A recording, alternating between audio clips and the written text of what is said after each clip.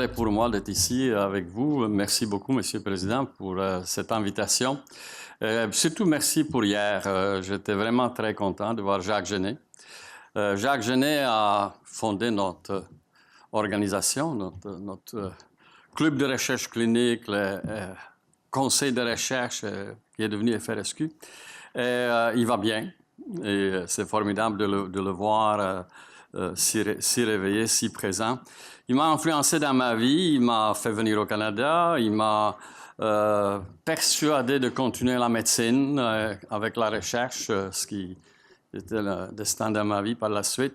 Quand je suis parti aux États-Unis, il m'a fait revenir dans les nouvelles bâtisses de l'Institut de recherche clinique après le PhD. Quand j'ai commencé ma carrière, un des premiers contacts que j'ai eu avec le Collège des médecins, c'était une réprimande parce que j'ai dit dans une interview que les humains vont vivre bien jusqu'aux 95 ans. Et on m'a reproché que je ne devrais pas dire des choses qui sont biologiquement impossibles. En parlant avec Jacques Genet hier, je trouvais que c'est faisable. Mon topo est sur la surface opposée des topos précédentes, le lunch, dans une médecine qui est une médecine de population, là ça va sur la personne. Je pense qu'il faudrait vraiment regarder ce domaine-là différemment, comme une continuité entre les deux. Mais cette continuité va avoir besoin d'un débat, une discussion où est la médecine personnalisée versus la médecine populationnelle. Ça, c'est un débat qui n'est pas encore terminé. Mes stimuli pour cette réflexion-là sont deux heures. Celui-là est une composante importante pour moi. Ça, c'est les dépenses en santé qu'on s'attend à avoir au Canada. Ça, c'est ici présentement. Les médicaments sont une petite composante de la dépense totale en santé. Et c'est cette composante qui va exploser.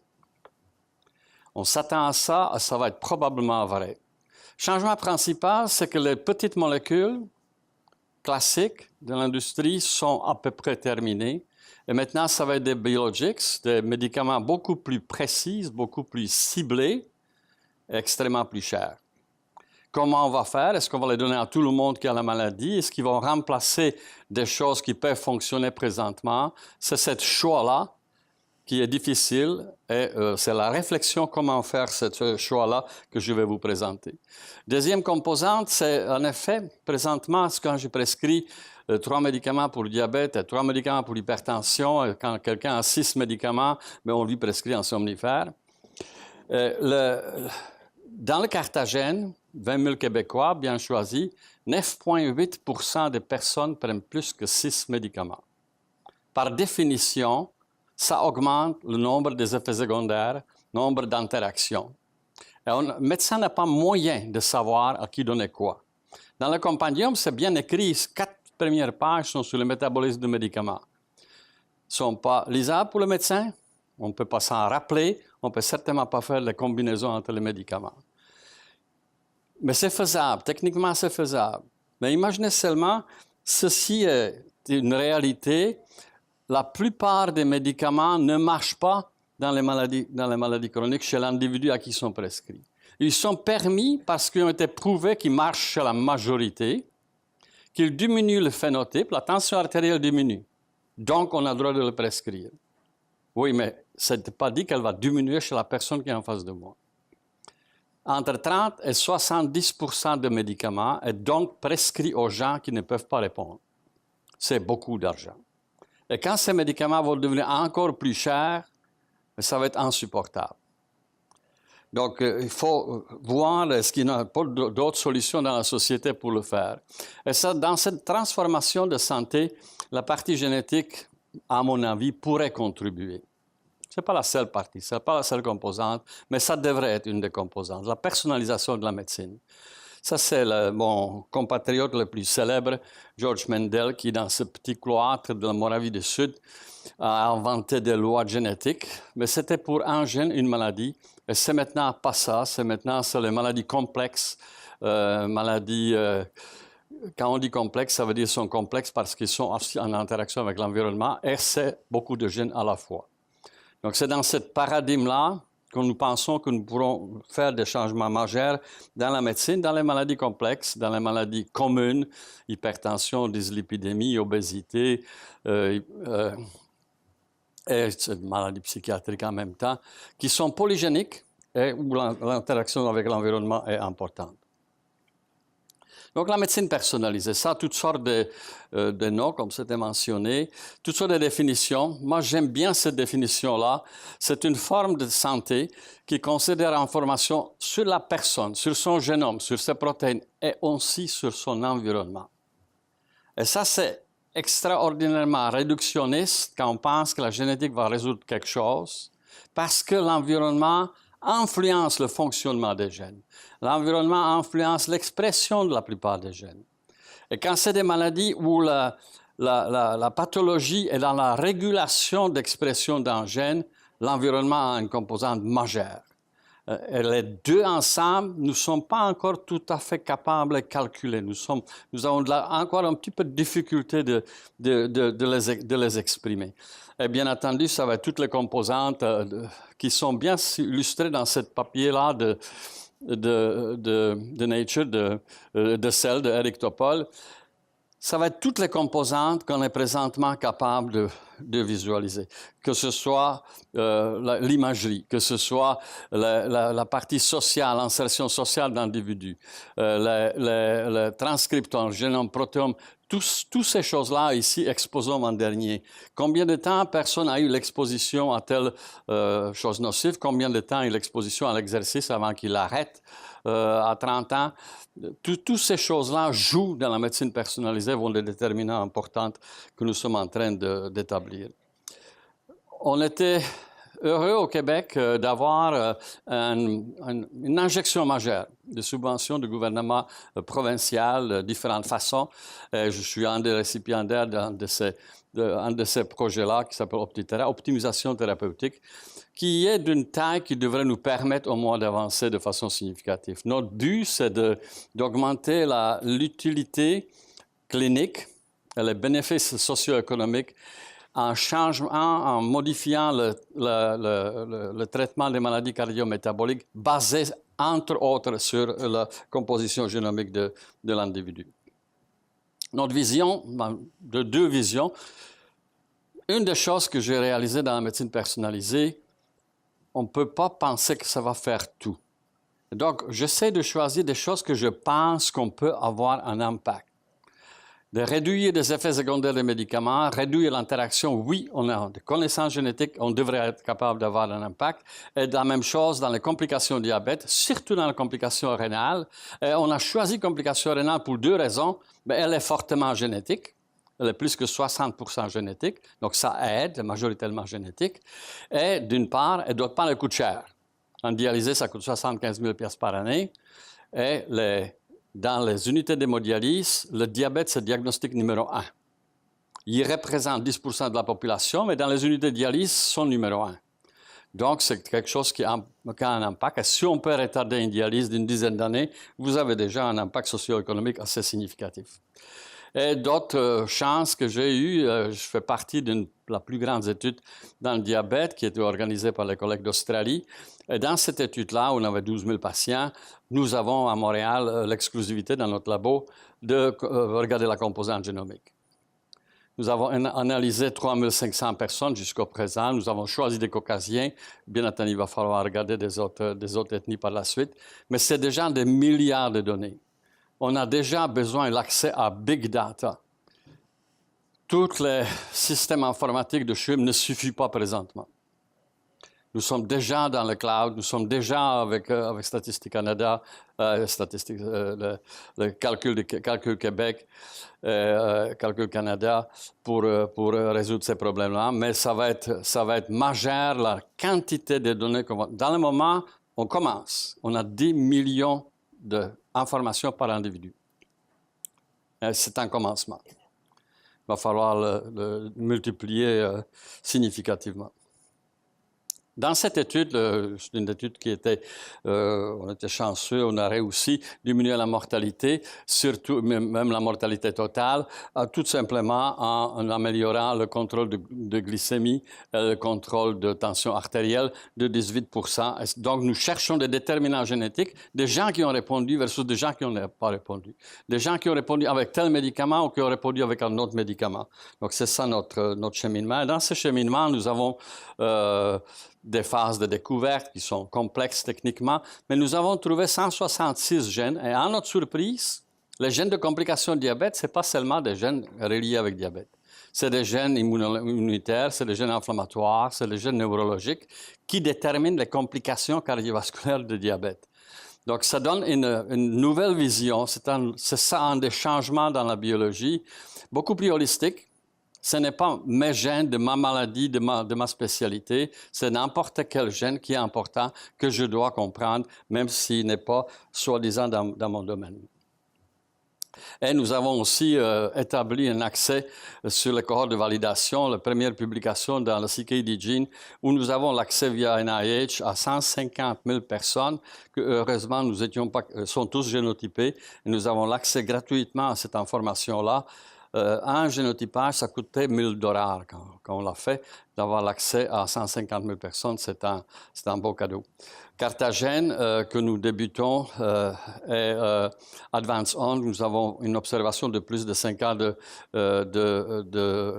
notre étude Advance. Ce que nous voulons changer, c'est le paradigme. Dans ce paradigme actuel, le patient arrive chez le docteur et on envoie des échantillons au labo et on attend les complications avant qu'on administre le médicament. Ce que nous pensons que dans l'avenir, ces données-là vont être individualisées pour voir par bioinformatique, donner des conseils aux médecins, donner le conseil aux médecins personnalisés chez qui on peut, en première intention de prévention primaire, administrer un médicament. Donc, un changement extrêmement important dans notre attitude.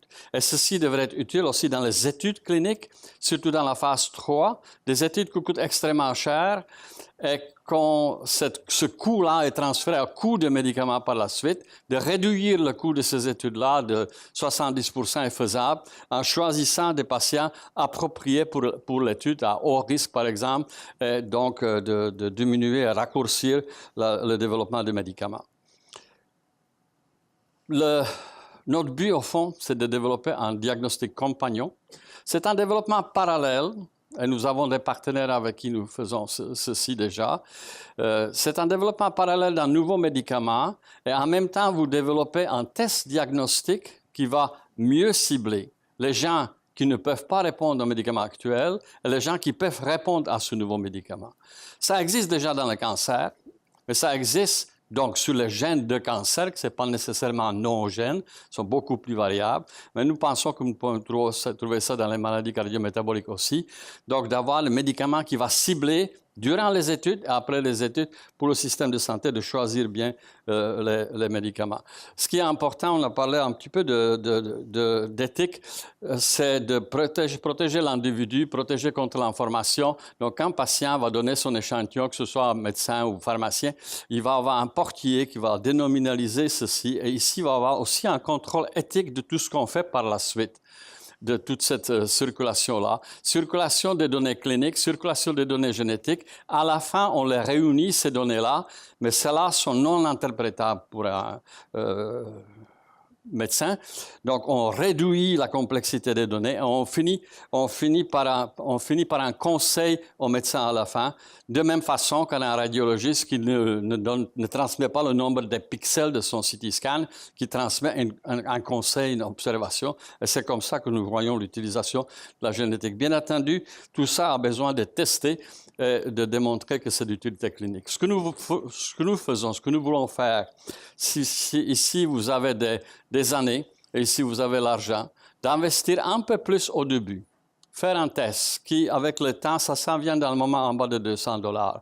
Faire un test qui vous conseille l'orientation de prévention chez votre individu et avec ça, d'être capable d'allonger ces années d'activité et surtout de raccourcir les années d'invalidité vers la fin de la vie.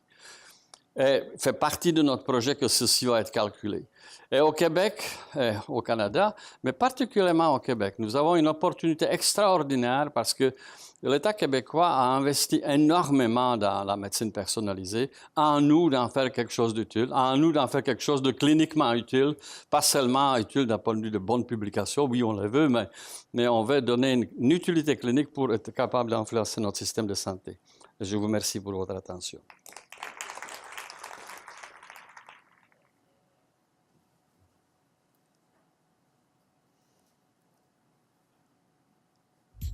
Merci beaucoup, Dr. Cossette, pour cette très gentille introduction. Maintenant, 10 minutes top chrono.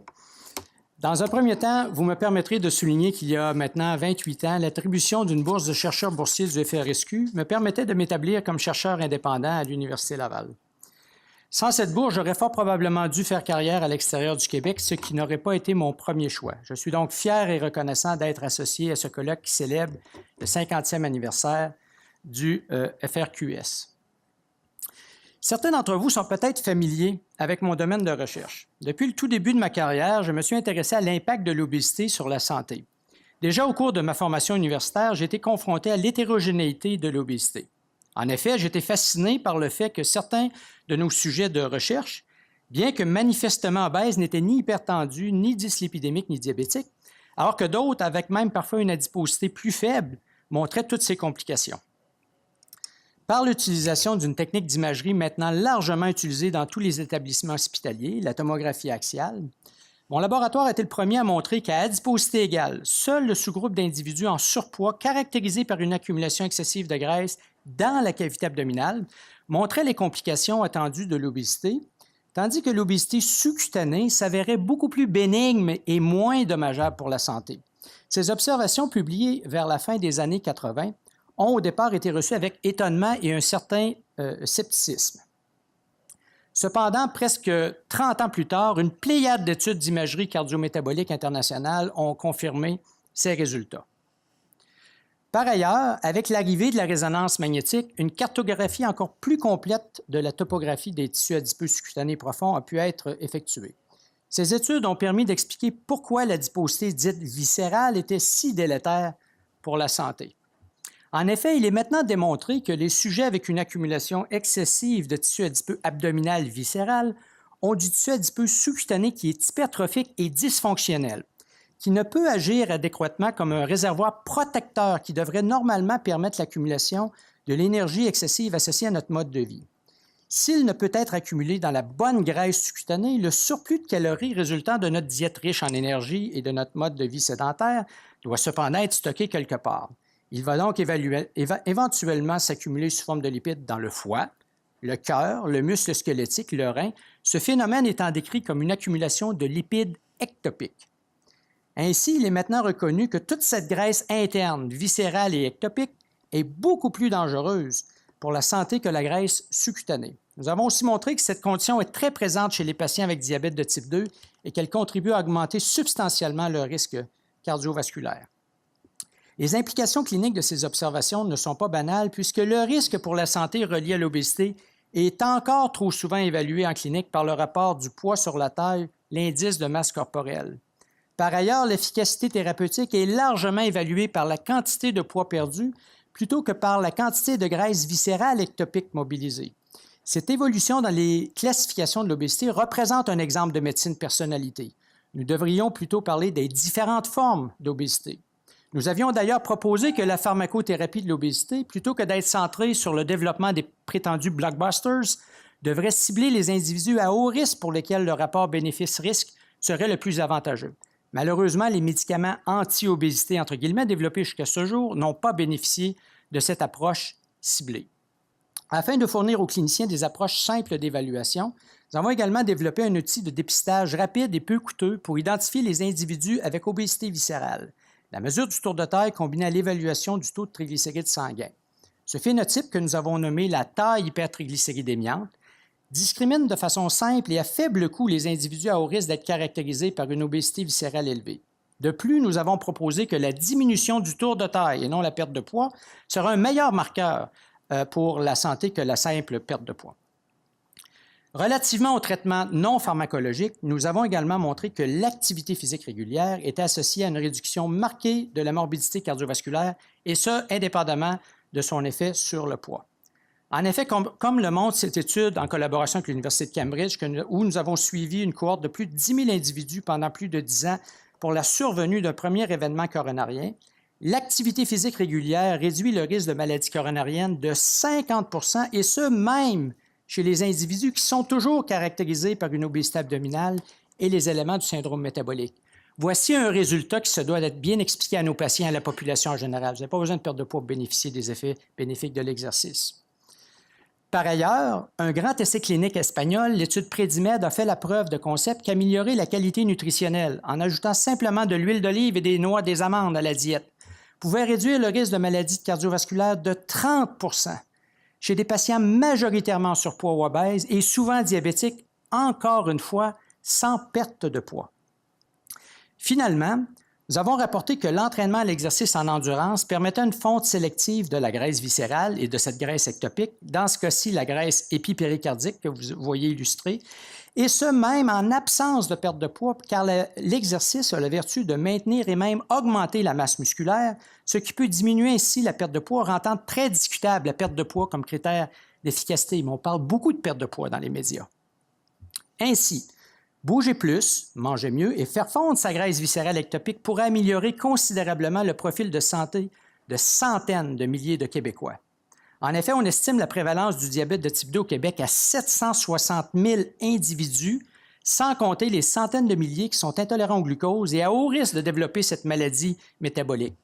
Comme la susceptibilité à l'obésité viscérale est largement modulée par des interactions entre des facteurs génétiques et environnementaux, et compte tenu des progrès spectaculaires de notre capacité à génotyper les individus rapidement et maintenant à faible coût, il est anticipé que les gènes impliqués dans le développement de l'obésité viscérale seront éventuellement identifiés. Plus complexe, comme le mentionnait le Dr Ahmed, cependant, sera l'étude de la compréhension des interactions gènes-environnement, car nous ne mesurons malheureusement pas de façon précise les habitudes alimentaires et d'activité physique des Québécois. En effet, il est déplorable de constater qu'en 2014, nous n'avons toujours pas d'informations sur l'évolution de la condition cardio-respiratoire des Québécois de tout âge. Aucune donnée au Québec là-dessus. Et ce, en dépit du fait que la science nous révèle que cette variable, la condition cardio-respiratoire, fortement affectée par la participation à des activités physiques vigoureuses et régulières, est probablement le facteur de risque le plus discriminant pour le développement des maladies chroniques dites de société, comme le diabète, les maladies cardiovasculaires. Aucun autre facteur de risque modifiable n'est associé à une augmentation du risque relatif de maladies coronariennes aussi spectaculaire comme le montre ce résultat classique provenant de la célèbre clinique Cooper à Dallas. Afin de combler cette lacune, nous avons lancé en partenariat avec l'organisation du Grand Défi Pierre Lavoie, le Grand Défi Entreprise où nous mesurons et ciblons les habitudes d'activité physique et nutritionnelle en milieu de travail par le biais d'un laboratoire mobile. Au-delà des facteurs de risque classiques, tension artérielle, lipides, diabète, nous mesurons à l'aide de questionnaires validés par nos collègues d'Harvard et de Cambridge la qualité nutritionnelle globale et le niveau d'activité physique au travail et durant les loisirs. Par ailleurs, nous effectuons la mesure du tour de taille, non pas du poids, et de la condition cardio-respiratoire par le biais d'un test sous-maximal sur tapis roulant, puisque nous considérons ces deux facteurs de risque, ces signes vitaux, le tour de taille et la condition cardio-respiratoire, beaucoup plus importants que les facteurs de risque traditionnels. Je ne pourrai présenter en détail les résultats de l'étude pilote que nous avons réalisée dans le cadre d'une intervention de 3 mois, mais je me permettrai de mentionner que nos résultats préliminaires obtenus auprès de 800 travailleurs sont clairs. Cette approche diminue en 3 mois la tension artérielle, améliore le profil lipidique et diminue les taux d'hémoglobine liquide de 0,7 %, l'équivalent d'un médicament contre le diabète, chez les employés diabétiques. Tout cela est obtenu par une diminution moyenne du tour de taille de 4 cm et par l'amélioration significative de la condition cardio-respiratoire des patients. En terminant, à la lumière de ces résultats, vous me permettrez de vous proposer que nous avons manqué le rendez-vous dans la façon dont nous gérons les maladies chroniques dites de société. Nous sauvons des vies par le biais de traitements médicaux et de procédures coûteuses qui sont cependant effectuées tardivement. Par une approche de dépistage qui comprendrait l'évaluation du mode de vie et de son contexte environnemental, nous serions en mesure d'intervenir en amont afin de diminuer le fardeau et prévenir ces maladies. Tout ceci peut se faire à coût relativement modeste et par étapes. Ainsi, la médecine personnalisée est vouée à un brillant avenir et ne doit pas s'arrêter à une étude exhaustive de notre génotype, comme l'a mentionné Dr. Hamet, mais doit également bien mesurer les phénotypes, notre mode de vie et le contexte écologique dans lequel nous vivons, élément si important de notre santé publique. Faire de la médecine personnalisée, c'est bien. Faire de la médecine préventive personnalisée, ce sera encore mieux. Pour ce faire, il faudra aller au-delà du modèle médical classique et faire le pont entre les préoccupations cliniques et de santé publique. On ne traitera plus une maladie, mais un patient qui devrait être au cœur de toute cette démarche et qui pourra s'approprier sa santé, son mode de vie et son environnement en rendant ce dernier plus permissif à l'adoption de comportements compatibles avec sa santé. Merci beaucoup.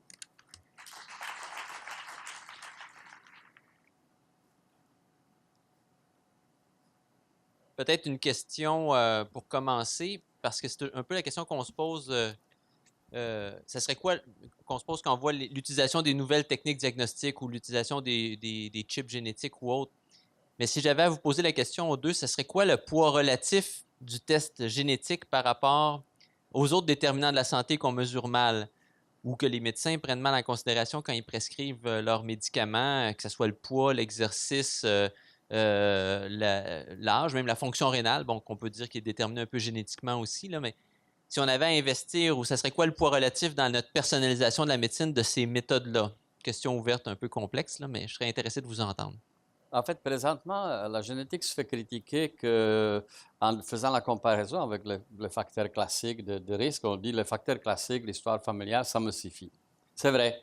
Quelqu'un qui a 75 ans, qui a fait 2 infarctus, qui fume, il a cholestérol élevé, je n'ai pas besoin de faire de la génétique pour dire qu'il va mal. Mais malheureusement, c'est ça qu'on essaie de faire. Par contre, chez quelqu'un qui a son fils, et qui a 2 fils, et qui sont jeunes, qui n'ont rien de ça, et qui veulent savoir c'est quoi les risques. Je ne peux pas leur dire votre papa a ça, donc vous avez ça. Un des deux peut ne pas l'avoir. Un des deux peut avoir plus un facteur de risque que l'autre, parce qu'on a moitié de maman, moitié de papa. C'est cette utilité de ce savoir-là, de prédire, de mieux dessiner. Il y a des composantes de prévention qui sont pareilles pour tout le monde. Moi, je fais deux dépenses aux patients qui veulent maigrir, diabétiques qui veulent améliorer le diabète, 2 dépenses. J'ai acheté une impédance, balance l'impédance avec mesure de pourcentage de gras pour $29 et achetez-vous un chien. Elle met un chien qui a besoin de sortir. L'exercice, ça c'est pour tout le monde. La taille, la matière grasse, c'est pour tout le monde. Cependant, il y a d'autres composantes. Le sel, c'est déjà compliqué. Je fais une clinique d'hypotension. Le sel, c'est 30% des hypertendus répondent à la diminution de sel. Il y en a des hypertendus, minorité, qui peuvent même l'augmenter. Donc, il y en a une espèce de personnalisation, même dans la prévention, qui est nécessaire, à mon avis. Attendez, prix. Moi, je m'intéresse évidemment beaucoup à des phénotypes cliniques qui sont très, très simples, mais je pense que la génétique, ça nous éclaire sur comment ça marche, sur la biologie, justement, des interactions entre des facteurs génétiques, des voies de signalisation, par exemple, et comment on va interagir avec le mode de vie. Je me permettrai un commentaire, cependant. Souvent en médecine, j'entends souvent ce commentaire-là, je dis telle chose aux patients, là, mais je regrette, mais on est mauvais en médecine sur la façon de cibler les comportements. On ne les mesure pas. On ne les mesure pas avec les outils qui sont à notre disposition. Puis encore une fois, toute la science du changement de nos comportements, elle existe. On ne l'utilise pas. Alors, il y a une solitude, là. Et par ailleurs, le pauvre patient qui vient d'un milieu, la maman monoparentale qui vit dans un environnement très défavorisé, qui vit dans un désert alimentaire, on a beau lui dire de manger mieux puis de bouger plus, il faut vraiment lui faciliter son existence. Et bien là, il y a vraiment 2 solitudes. Ce qu'on doit faire en santé publique, puis le mode classique clinique. J'aurais juste une autre question avant de passer à la salle. Je vais vous demander une réponse courte, c'est une question piège. Parce qu'on a évoqué ce matin en imagerie qu'il y a des tonnes d'informations, on ne sait pas comment gérer toujours cette information-là, mais on aura le même potentiellement problème avec l'information génétique ou autre. On a déjà plein de marqueurs de plein de choses, mais notre prochaine étude, si je suis un décideur public, Est-ce que c'est pour faire la validation épidémiologique ou clinique d'un marqueur existant ou c'est pour essayer d'en trouver encore un autre? Ben, le défaut des marqueurs existants, pour la majorité des marqueurs existants, c'est des marqueurs de maladie qui est déjà présente. Un peu. Okay? La microalbuminurie est un prédicteur de l'insuffisance rénale, mais le rein est déjà endommagé quand il y a une microalbuminurie. Pour la prévention primaire, les marqueurs actuels ne comptent Donc, pas. votre réponse, ça en prend un autre. Moi, je ne suis pas généticien, mais je siège sur plusieurs études internationales avec des généticiens. Puis évidemment, là, il y a plusieurs. Ce que j'entends de ces gens-là maintenant, bien, on peut génotyper. La génétique, c'est réglé. Là. On peut faire ça à faible coût. Les Anglais le font sur 100 000 citoyens en Angleterre. Le défi, c'est beau là, d'être extrêmement sophistiqué puis de bien mesurer le génome, mais il faut mesurer, encore une fois, les comportements, les phénotypes, puis des choses aussi simples que la condition cardio-respiratoire. Je ne comprends pas qu'en 2014, ce signe vital-là, aussi important dans la discrimination du risque, ne soit pas incorporé à nos algorithmes d'évaluation. Donc, on prend un existant et on le met en action. Est-ce qu'on aurait des questions dans la salle pour nos panélistes sur la médecine personnalisée? Sûrement qu'il y en a. Plein de questions. Je pense que Pavel a mentionné les investissements du gouvernement du Québec, les gouvernements successifs, gouvernement libéral, gouvernement péquiste et maintenant gouvernement libéral, dans le domaine des soins de santé personnalisés. Bien sûr, et je pense que ça a été mentionné quelque peu ce matin, on va avoir à rendre des comptes. Hein? Vous venez d'obtenir vos subventions. Si on va avoir une nouvelle phase d'investissement dans le domaine des soins de santé personnalisée, va être capable de démontrer que vraiment c'est efficace. D'après ce qu'on entend aujourd'hui, moi, je ne suis pas tout à fait convaincu qu'on va avoir ce genre de données-là dans 3 ans, dans 4 ans. J'aimerais avoir votre avis. Est-ce qu'on va avoir ces résultats-là? Et par rapport à ce que Jean-Pierre disait, pour ce qui est des conditions cardio-respiratoires, on n'a pas il semble qu'on n'a pas de données. Moi aussi, je suis un peu surpris. Qu'est-ce qu'il faudrait faire pour en avoir? Là? Où inscrire ça? Qui devrait le faire? Si tu peux me permettre, ça va être facile. Je combat le décalage horaire, là, sans ça, je vais oublier. C'est incroyable que des comportements aussi importants, des indicateurs de qualité nutritionnelle au Québec, de penser que simplement avec des questionnaires, on va avoir une bonne photographie puis on va filmer ce qui se passe au Québec. Lorsqu'on demande aux gens s'ils sont actifs physiquement, oui, il y a 60 des Québécois, ça me fait rigoler, moi, quand je lis ça là, dans les enquêtes, qu'il y a 60 des Québécois qui sont actifs. Le petit peu de données directes qu'on a avec des données d'accélérométrie ou de pédomètre, on se rend compte que c'est 10 des Québécois ou des Canadiens. Il y a un fossé incroyable.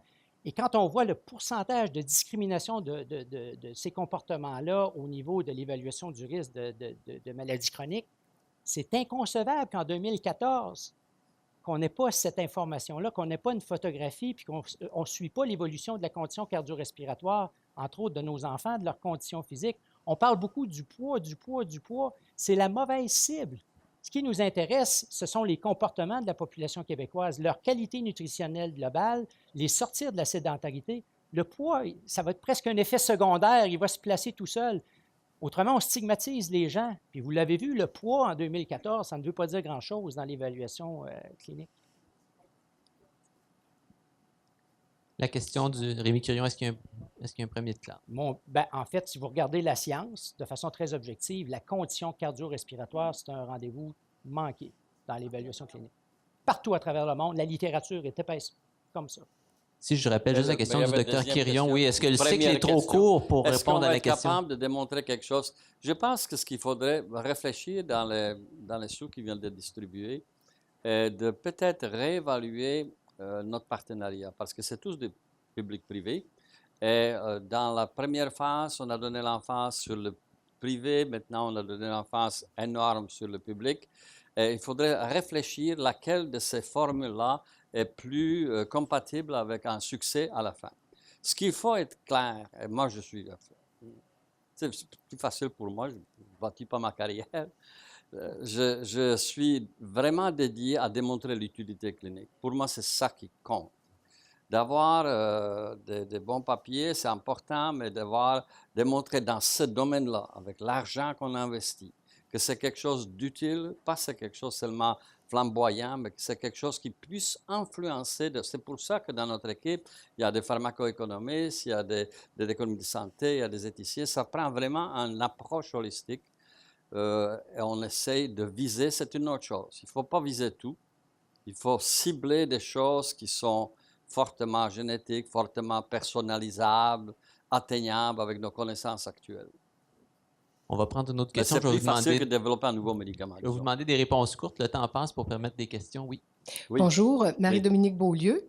Je suis chercheur en soins de première ligne, médecin de famille. Et si vous avez lu Le Devoir, je pense qu'on peut dire le scoop. Je suis la nouvelle directrice scientifique de l'unité support dont a parlé le Dr Battista. Et puis, un des mandats de l'unité support, c'est beaucoup de développer la recherche en soins de première ligne.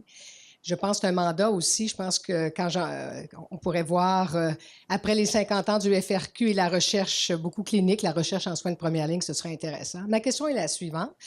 On sait beaucoup actuellement quand on pense aux soins de première ligne, la gestion des maladies chroniques. Puis effectivement, on prend ça d'une approche assez des fois traditionnelle. J'aimerais savoir comment vous voyez la médecine personnalisée, qui est un peu votre domaine de recherche, son lien avec les soins de première ligne actuellement et comment on pourrait, je ne sais pas, amener la médecine personnalisée ailleurs et sur un terrain qui actuellement, souvent, les gens font une scission puis ils ne voient pas les liens entre les deux. Donc, j'aimerais ça vous entendre. Ça pourrait m'inspirer comme responsable de l'unité J'espère, sport. et j'espère qu'on va être capable de t'inspirer là-dessus parce que ce que vous faites en recherche de première ligne est extrêmement important, l'implication des guidelines et tout ce suivi médical. Mais je pense que le rôle de médecin généraliste va être aussi dans la médecine personnalisée, dans lequel il n'est pas encore impliqué. Il va falloir comment on l'implique.